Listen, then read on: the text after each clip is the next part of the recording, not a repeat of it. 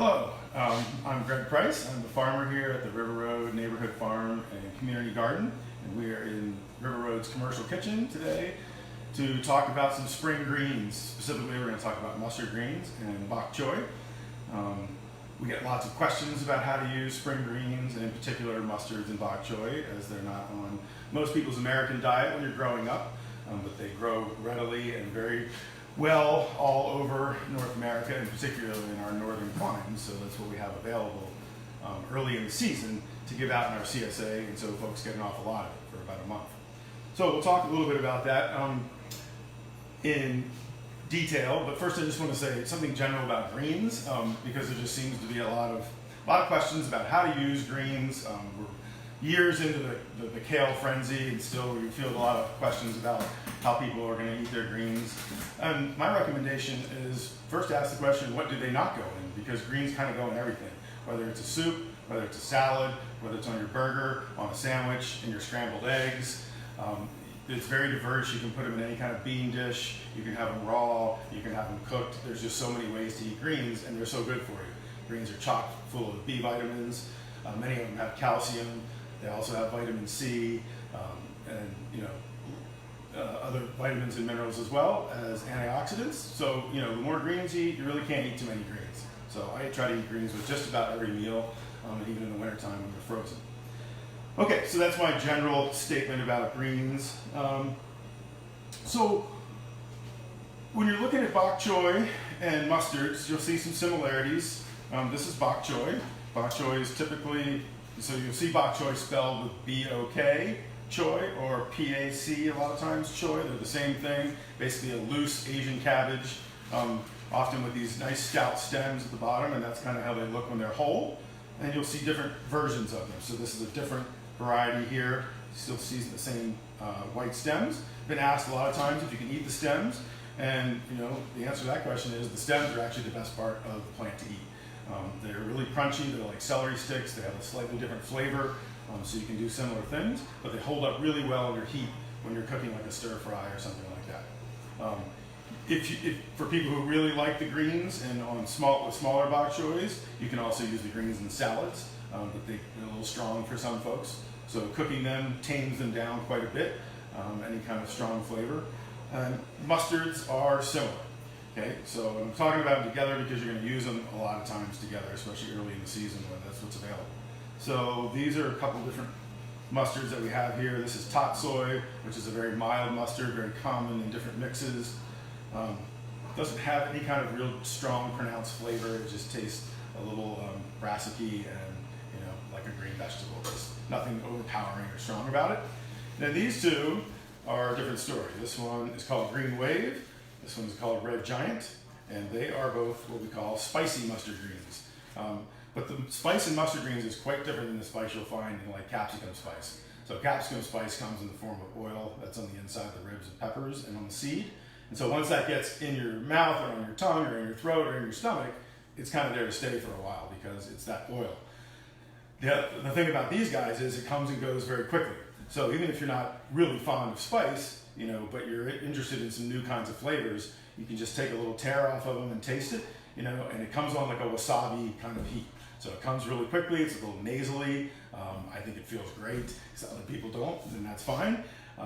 So you can kind of test it that way, to see if you like it or not. We have a lot of people test out at the CSA when they first join, if they've never tried mustard greens before.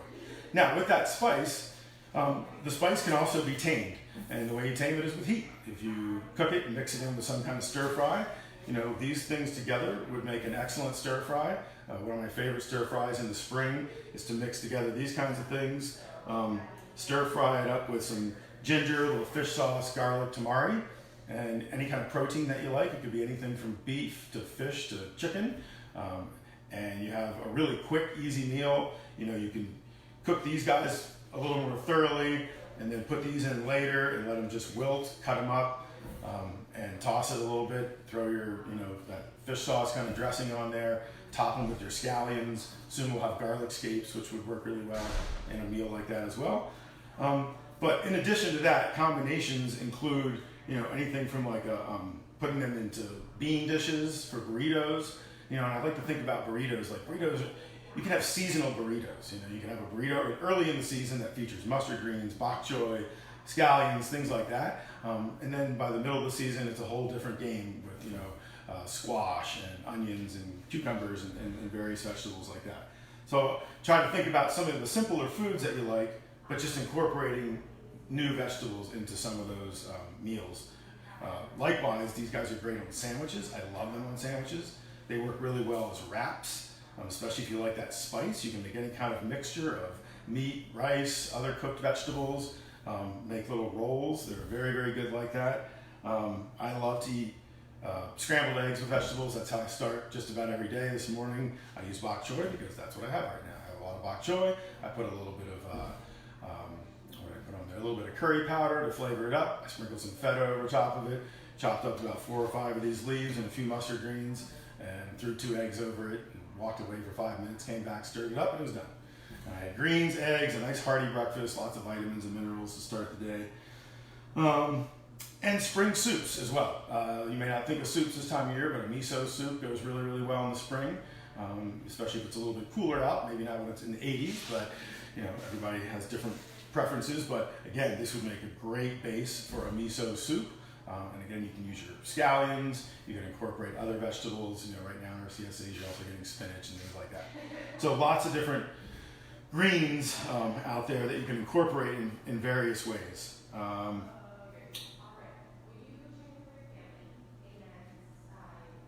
And that's just about it. I think that's pretty much what I plan on talking about. Greg, this is Genevieve in the background. Genevieve on the mic. Hi.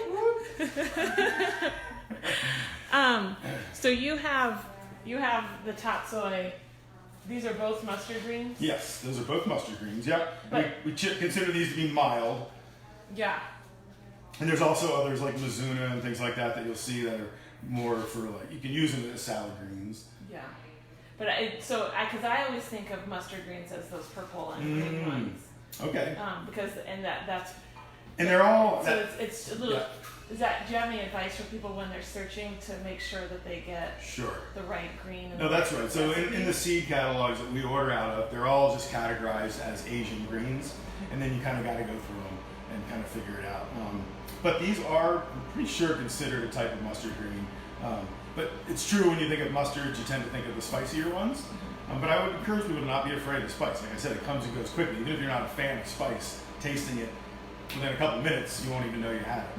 So it's a real easy thing to try out. And if you just put little bits of it in a salad, you don't even know it's there. And that's the key with a lot of times with strong flavored things. You sprinkle it in as a spice almost, instead of maybe featuring it. But there's just so many ways to use the greens. Just work on implementing them into whatever you're eating. Breakfast, lunch, and dinner. And does it change the taste when you cook the mustard, the spicy mustard yes, greens? The spicy mustard greens, definitely tones down the spice quite a bit, to the point where if you were cooking a soup, you would never know the spice is there. It would just dissipate into the soup, and you wouldn't even really be there. And this morning when I ate them, in my eggs, I didn't detect any spice. And I just used them because it's what the greens I had left over, basically. So I just threw everything that I had left in a bag, chopped it up, put it in the pan. But the spice really wasn't there even, and I wish it was. I like the spice. And can you freeze these just like any other green? You can definitely freeze. If you're going to freeze one of them, I'd freeze the bok choy just because it's a little bit hardier. In which case you blanch it for probably 2 to 4 minutes.